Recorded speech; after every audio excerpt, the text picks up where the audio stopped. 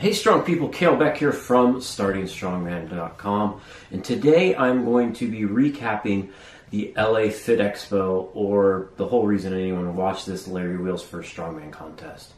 A couple people asked me to recap his first Strongman contest, which basically what I'm doing, but I don't think that's entirely fair because there's multiple competitors there, and I'm gonna recap it as a whole, just because that's what you should do. Of course, the big story there is that it was his first contest, and there was a lot of hoo-ha-ha about it. But I was very impressed overall. The first event.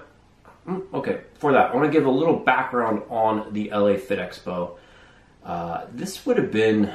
It's been a pro-am, and before that was always a pro show for years, and it's always, Ode Haugen's always been involved. It's always had a little, some interesting events and rules that are slightly different than Strongman. And, you know, if you're coming over from powerlifting, I know that there's different rules per federation. And one of the things about Strongman is that the rules can vary show to show, which makes it a little different. So, going into it like this, it has some events that you don't normally see in a strongman contest, which is a good or a bad thing depending on how you look at it, like Moss wrestling. My opinion, I think Moss is fine.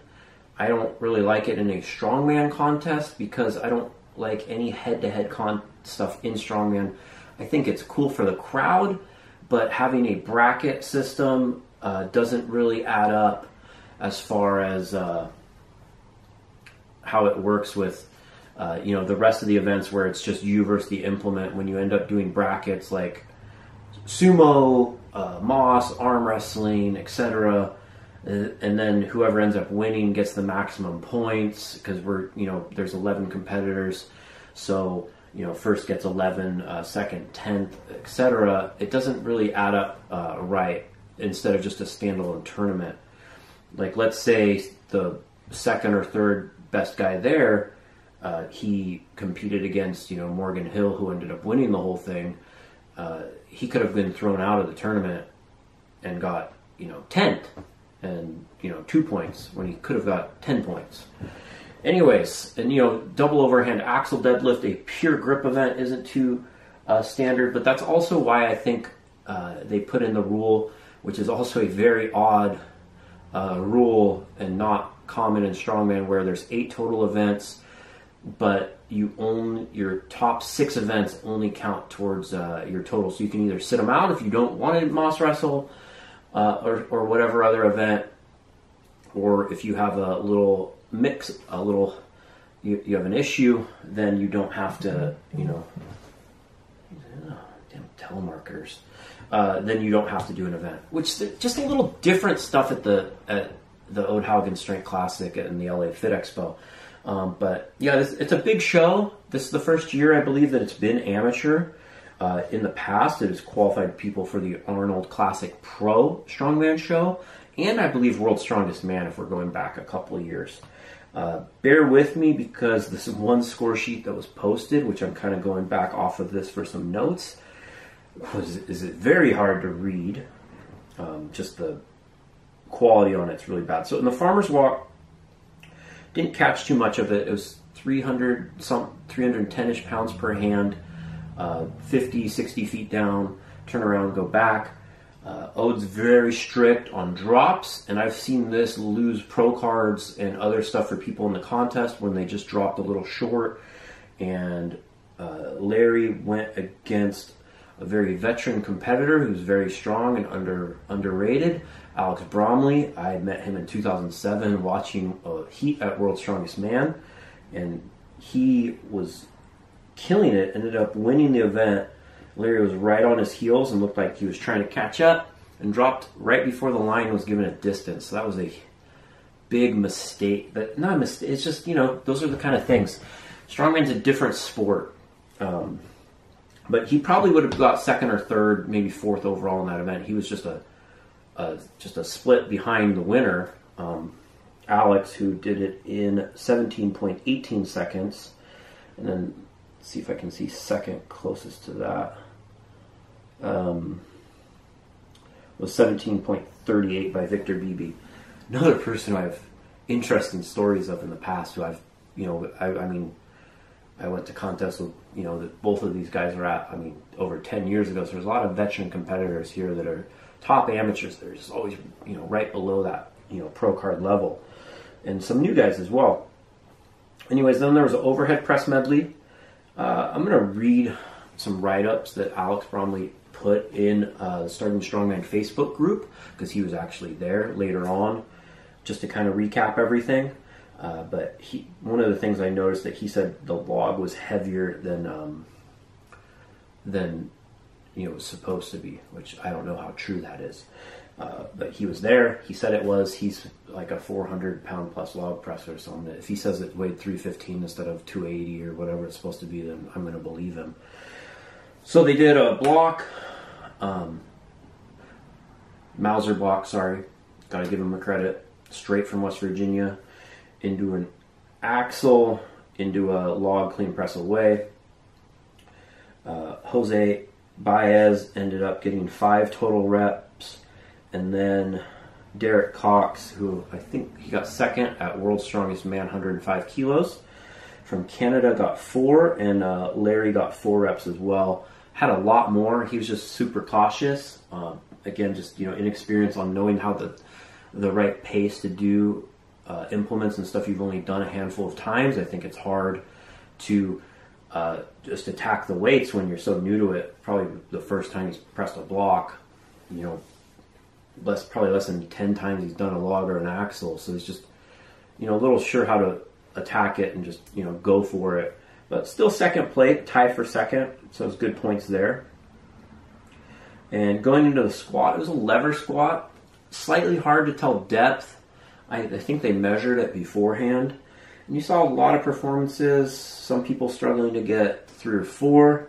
It was reported at 510 pounds, but it looked kind of heavy. Then people started getting into the teens. And then a couple people ended up getting 17 total reps.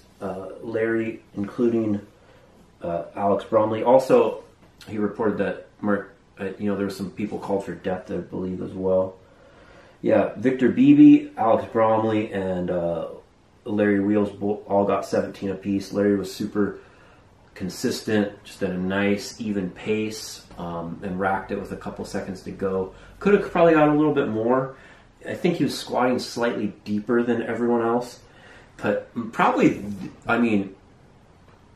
just a spoiler, Jose Baez ends up winning the entire show. He trains down in San Diego area with Arnold Castell, another person I've known since I started doing Strongman in the mid-2000s. And very veteran competitor, and seems like he's under good guidance with him. He went for broke on his last few reps, and his last rep, Arnold said his coach told me his quads were like cramping and he had no more legs.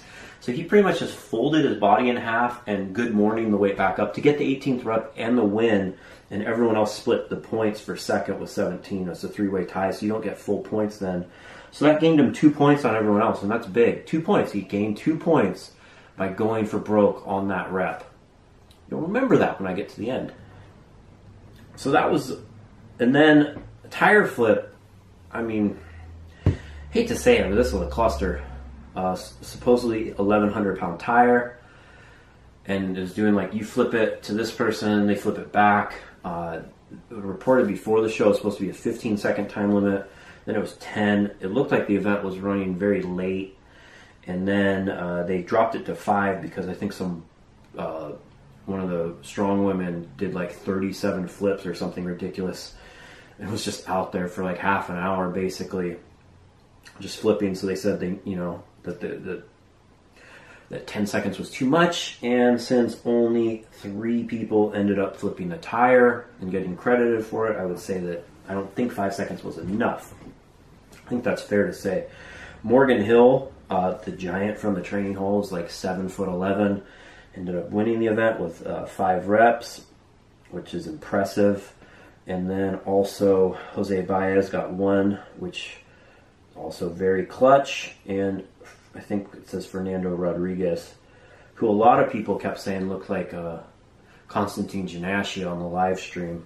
He's big. The guy's got a big frame and looked pretty strong out there. Just needs a little more experience and some stuff, but I'd definitely watch for him in the future.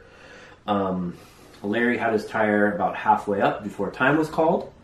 If it was 7 seconds, he would have got a flip, and that would have been big points, but it didn't happen. He didn't, he just didn't have as much time to get set. Overall, I don't think that event just was executed right by the contest promoters. Safe to say on that one. Let's just leave it at that. That was day 1. Day 2 started off with double overhand Axel deadlift. Larry Wheels gets his first win with 200 kilos. Probably the first time ever trying to do that. He's showing he has great grip. He does tons of strapless deadlifts. But yeah, the world record's somewhere around 540-ish, I believe. But yeah, so doing 440 pounds is pretty impressive. And then we went into the Viking press. He got another, and I'm going to get in when I read Alex's write-up, but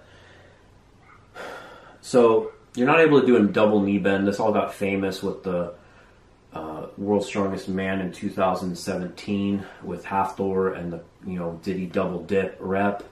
And apparently Martinez was very, very strict on this and took away multiple reps from a lot of people, including I think 5 from Jose Baez. Larry Wheels ends up winning it with 24 reps. Next was 21 for, I think, Victor Beebe. Let's see. It's so hard to read. I think for Fernando Rodriguez. Alex said he got a couple taken away. Alex Bromley, he had 18. So, I think it was just under 300-ish pounds reported, but who the hell ever knows what a Viking press really weighs? So, yeah, 2 event wins. And then they went into the yoke walk, which isn't on here. So I don't think this is exactly accurate even. It's weird. Then they went into the yoke, Sandbag medley. And I think the most impressive thing I saw Larry do all weekend, like I had no doubt that he had good grip to do the Axel or a strong overhead, is he was super steady on the yoke with 800 pounds in training. That looked like it was hard for him to move with it compared to the farmers. He had good speed, and that's not uncommon. His hip structure is a little smaller, and that doesn't tend to help with moving weights with yoke. But with more practice, he'll get better at it, but just very, very consistent. And he snatched that 300-pound sandbag like it was a toy, like how I pick up my 9-month-old son, put it up on his shoulder, and straight sprinted across the floor with it. I think his time was like low 30s, which I think was first or second on that day. But then the difference is that Jose Baez then went last. And I'm going to get, why is he going last after an event win? But after that, I'm going to go into it. So Jose Baez went and snatched up, he went and he ran faster with the yoke, a lot faster. He's very fast with the yoke. Thicker frame guy, tends to be helpful with the yoke. I'm sure also has a lot more experience carrying yokes. And just sprinted with it, went right back to the sandbag, and got it up on his shoulder as well and put it over in 28 seconds for the event win, and to win the contest overall by 2 points, earning his spot for the Arnold Amateur World Championships in Columbus, Ohio. At this contest, you had the choice on to go to the one that's in a couple weeks, 4 weeks from now, 3.5 weeks or so, or to go next year in 2020. So I'm not sure what he's going to do, but good luck to him either way at either one of those contests. But what was I going to say about that? But yeah, it was. And then there's also the Moss Wrestling finals where Larry took second. Morgan just threw him over because he's got great experience and he's strong and he's huge, which helps. But it was a good contest, and Victor Beebe ended up third. I gave him a ride up to a contest in Santa Rosa once. We had an interesting conversation. I wonder if he remembers it. That was a long time ago. Picked him up. He's very serious about his training. I'll leave it at that. But yeah, he's been at this for a long time. It's crazy that he's, still just keeps getting stronger. But yeah, so basically, he showed he's strong. He showed he could adapt, that he's experienced. I'm talking about Larry. And he also showed that, he's new to it and can make a couple of mistakes. He covered it well in his own video. You should go watch that on his YouTube channel. I'm sure you already have. And I think he can go far in strongman. He just needs more practice and really to devote some time to it. When people say he needs to gain like 80 pounds and all this shit, or he's too short, you guys don't know what you're talking about. He's strong and pretty athletic, so he's going to go far. I'm just going to read Alex Bromley's little updates he posted in the Starting Strongman Facebook group. First event, Farmers, 315, 50 feet down and back. Had the pleasure of going head up with wheels, and damn, he was quick. He's half a step behind me and slipped in from 5 feet from the finish. No drops were allowed. I was first, I believe. BB second, Baez third, all around 17 seconds. Let's see. Where's the interesting stuff?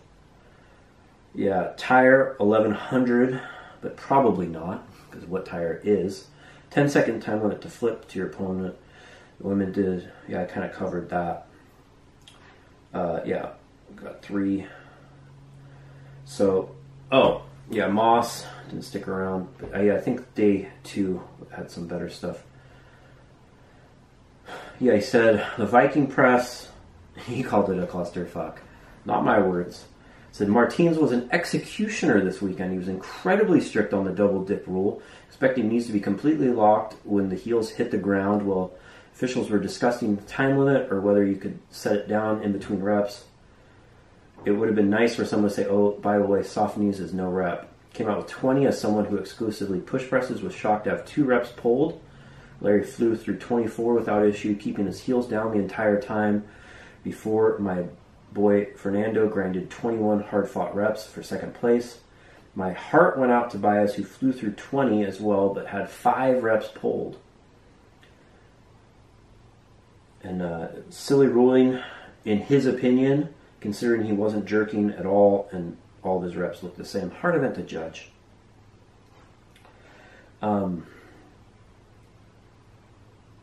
So, yeah.